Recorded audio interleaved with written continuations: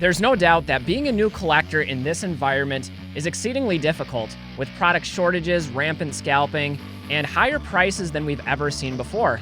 Now, while it's true that Pokemon is experiencing a resurgence in popularity, a renaissance, if you will, that doesn't mean that it's easy for everyone. So today, I'm going to offer you some brutally honest advice for Pokemon collecting and investing. And if you're a new collector and looking for some tips, these 5 simple tips will help you maximize your experience and perhaps have more fun as you put together your collecting. Anyway, guys, let's roll the intro.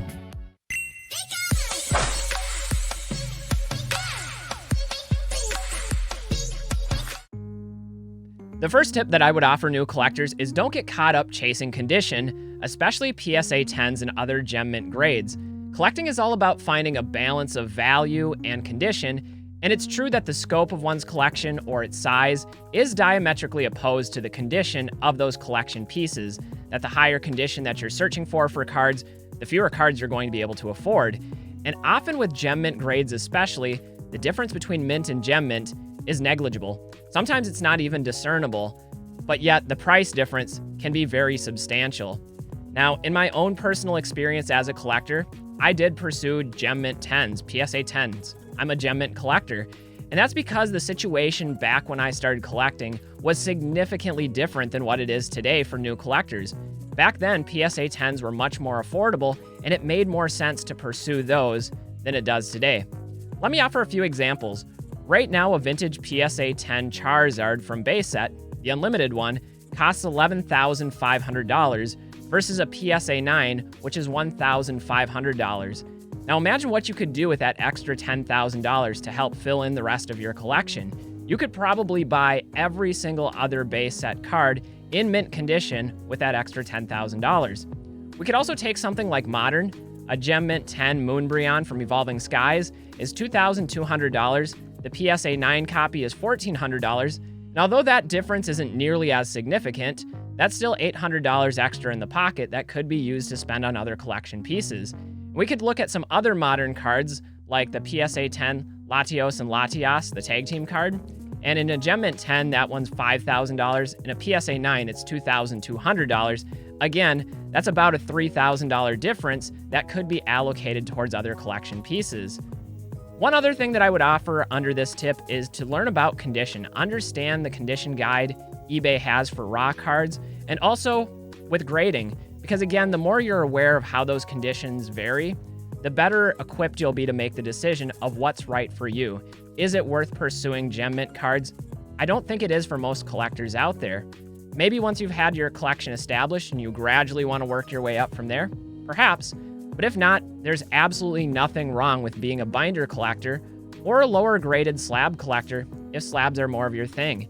Again, you can always upgrade later, and that's tip number 1. Tip number 2 is to buy singles and not packs, and part of that is understanding pull rates and the costs associated with each avenue of collecting. Now, most collectors out there are going to have a specific collection identity, and they're going to want to strategize their collection goals. But if you're approaching that haphazardly, throwing money away at mystery products or packs, you're likely wasting money that could have been better allocated towards the collection pieces you're actually pursuing. Now, let's talk about pull rates for a moment.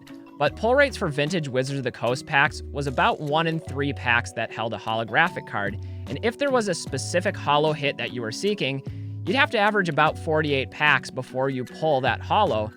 Now, when we consider that most vintage packs are also weighed and don't contain a holo at all, well, numerically, it's just not in your favor. We could also look at something like Modern, where the pull rates are astronomically higher.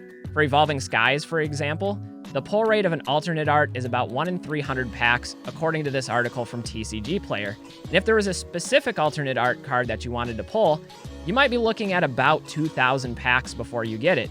Clearly, that is not financially responsible if you're trying to maximize your collection goals. Prismatic Evolutions, one of our newer sets, isn't quite as bad. That has a pull rate of 1 in 45 for special illustration rares. But again, if there was a specific SIR you were looking to pull, you're looking at over 1,000 packs before you could realistically expect to pull that card. Now, don't get me wrong, packs are fun, they're a great experience, and a great way to encounter the hobby and share in that communal experience, especially if you're opening packs with others, but it's just not a cost-effective strategy for building a collection. My recommendation is if you have a specific goal, pursue that goal with specific intention. I'd also strongly suggest staying away from mystery products. You're basically paying a premium for an enhanced gambling experience. And maybe you're into that. Maybe that's what you want out of this hobby. But if you're looking to build your collection, it's probably not the best choice. Tip number 3 is you have to learn to buy and sell cards, at least if you want to create a self-sustaining collection.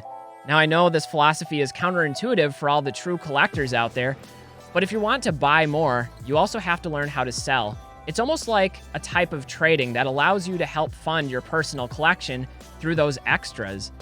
I also know that it can be really intimidating and unfamiliar to learn new platforms and all the logistics involved with eBay and TCG Player or Fanatics. There are many different options. It can be overwhelming.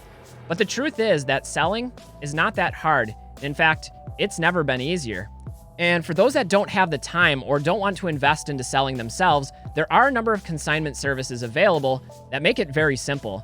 You've got Z&G Emporium over on eBay, as well as Catch 'em All Collectibles over on Fanatics. And literally all you need to do is submit your cards to those services, and they'll handle the listings, the selling, the payment processing, the photography, and even the shipping. All you need to do is sit back and wait to receive payment once those cards have sold. Now, that is one option and it's very easy, but I would still encourage every one of you to learn the skills involved in selling yourself, whether that's the process of grading cards or making listings and doing product photography, or even the package and shipping, and all of the different optimization strategies that go into each phase of selling. Becoming a seller will help you fund your own collection. It'll also draw your attention to other areas of the market and other collectibles that you might be interested in pursuing one day. I think that's one of the pieces of magic of Pokemon collecting is it's such a diverse and large area, and there's always unique gems to be discovered. And as a collector, I'm always finding new things that I want to add to my collection. That wouldn't be the case if I wasn't selling. Now, there's a number of ways that you can get involved in selling. You can sell sealed products specifically. You can buy raw and have cards graded and flip those. You can buy lots, keeping the cards that you need and then piecing out the extras for some extra spending cash. Any of those are good strategies, and I think most collectors out there that really want to grow their collection have pursued at least one of those strategies. That's just my opinion, but I'd encourage you all to learn to buy and to sell. There is an art to both. Tip number 4 is one that may seem counterintuitive, but it's to study the market and work on timing your collection acquisitions. Now, I'll fully admit that it's impossible to time any market out there, let alone the Pokemon market, but it is easy to identify market cycles. And at least for Pokemon, historically, these cycles have been characterized by 3 different phases. Typically, there's a growth phase that's characterized by linear, stable growth over time, where the market is fairly healthy supply and demand-wise. We see these temporary flares of hype, where hype-driven content, product shortages, cause prices to explode. That's a dangerous time to buy. We also have down phases where cards are being liquidated, collections are being sold off, and there's a saturation of cards on the market. And often, that's when you want to do your buying. So my recommendation here is to understand those market cycles so you can avoid buying into the hype when those prices are exploding at their all-time highs. There's also some other nuances to the market that experienced collectors will often see. Some cards depreciate incredibly quickly after release, especially PSA 10 prices, where there's so few on the market that the prices explode, but then once more cards reach circulation, those population reports grow, that suddenly those prices end up cratering. So knowing when to buy is something that will help you stretch your funds and increase your collection. I would also suggest understanding the market fundamentals and how that can help insulate you as a buyer from some of that ridiculous volatility that we often see in the market. Personally, I would suggest that there are 5 important fundamentals that all balance out with one another. I think it's a matter of rarity, scarcity, condition, popularity, and then the historical significance that an individual card has within its respective time period. If a card checks multiple of these boxes, generally it's going to be more stable in the long term. One last recommendation I would make is to track the value of the cards in your collection as well as the cards that you're actively seeking so that you can see how those patterns are playing out. Now, there are a number of great websites for this. My personal favorite is pokedata.io. It's one that has an ability to create card lists as well as portfolios that can be tracked over time. But there's other sites that do this too. You have TCG Fish is a good one, Collector, Price Charting, Card Ladder. There's a bunch of them out there, and I would suggest utilizing that information. It'll only help you out in the long term. Finally, tip number 5 is one that I would argue is actually the most important, and that's to develop a growth mindset and learn from every experience we're inevitably going to have as collectors. Now, there's a number of ways to do this, but one that I would personally recommend is by learning from the experiences of others in the community. E4 is a great place for this. People ask questions regularly, and if you really want to dig into the niches of the niches, E4 is the place you want to be. There are collectors with tons of experience, much more than myself, and I still find myself learning from others there on a regular basis.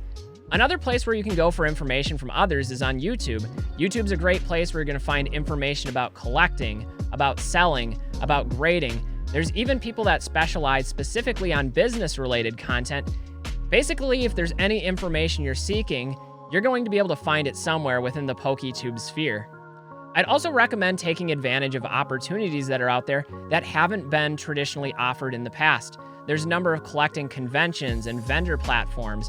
There's events now. There's social media available like Instagram. There's just so much to learn and so much accessibility to that information that if you let your fear get in the way or perfectionism, that's really what's going to paralyze growth. Actively seek out those new experiences, and you'll never know what types of new connections and new skills you'll learn that could be transferable here to Pokemon collecting, but also to other areas of your life. Finally, you have to acknowledge that you will make mistakes, and that's okay, whether that means overpaying for cards that lose value over time or selling cards too soon that appreciate in value later. You got to take everything with a grain of salt. This is all an experience. Collecting is a journey, and if you embrace that journey and take every opportunity as an opportunity to learn, you're going to have a better time, it's going to be more fulfilling, and you're probably going to be more successful. Anyway, guys, those are my top 5 tips to all the new and aspiring Pokemon collectors and investors out there, and even though the market is very difficult to navigate right now, that doesn't mean it can't be fun. That's what collecting is all about. Anyway, I welcome all of your tips and strategies down in the comments as well. I want to make a follow-up video incorporating some of your suggestions, so if you have a good one, I want to credit you in that video. Again, let me know down in the comments.